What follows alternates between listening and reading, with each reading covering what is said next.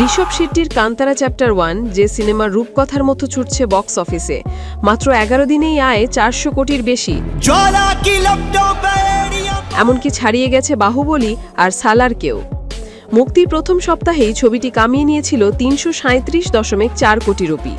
হিন্দি সংস্করণে 108.75 কোটি আর কন্নড় সংস্করণে 106.95 কোটি টাকার বিশাল আয়। আর দ্বিতীয় সপ্তাহে শুধু উইকেন্ডেই 39 কোটি আয়। মোট সংগ্রহ এখন 437.65 কোটি টাকা। বাহুবলী দ্য বিগিনিং 420 কোটি, সালার 406.45 কোটি আর এখন কান্তারা চ্যাপ্টার 1 437 কোটি। এই পরিসংখ্যানই বলছে সিনেমাটি কী পরিমাণ আগুন লাগিয়েছে বক্স অফিসে। জাতীয় চলচ্চিত্র পুরস্কার জয়ী ঋষভ শেট্টি এই ছবির শুধু পরিচালক নন, প্রধান চরিত্রেও যিনি যেন এক বিস্ময়। 2024 সালে কান্তারা ছবির জন্য পেয়েছেন সেরা অভিনেতার খেতাব। এছাড়া ছবিটি জিতেছে সেরা জনপ্রিয় চলচ্চিত্র পুরস্কারও।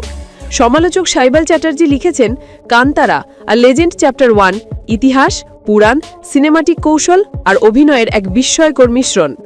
চলচ্চিত্র বিশ্লেষক তরণ আগস্য জানালেন, দ্বিতীয় শনিবারেই হিন্দি সংস্করণে 102% প্রবৃদ্ধি দেখা গেছে। আর সবচেয়ে বড় অবদান এসেছে মহারাষ্ট্র অঞ্চল থেকে। আজকেই হয়তো ছবিটি ছুঁয়ে ফেলবে 150 কোটির হিন্দি আয়। ঋষভ শেট্টির সঙ্গে অভিনয় করেছেন জয়ারাম, রুক্মিণী বসন্ত ও গুলশান দেবাইয়া। এটি মূলত 2022 সালের ব্লকবাস্টার কান্তারার প্রিকুয়েল, যেখানে আবারও উঠে এসেছে ভারতীয় লোকসংস্কৃতি, বিশ্বাস আর ঐতিহ্যের অসাধারণ চিত্র। 2025 সালের সবচেয়ে সফল কন্নড় ছবি এখন Kantara chapter 1। Game changer, Sikandar সবাইকে পেছনে ফেলে দিয়েছে এটি। আপনার কি মনে হয় কান্তারা ছাড়িয়ে যেতে পারবে বাহুবলী 2 কিংবা পাঠানেরও রেকর্ড? কমেন্টে জানান আপনার মতামত।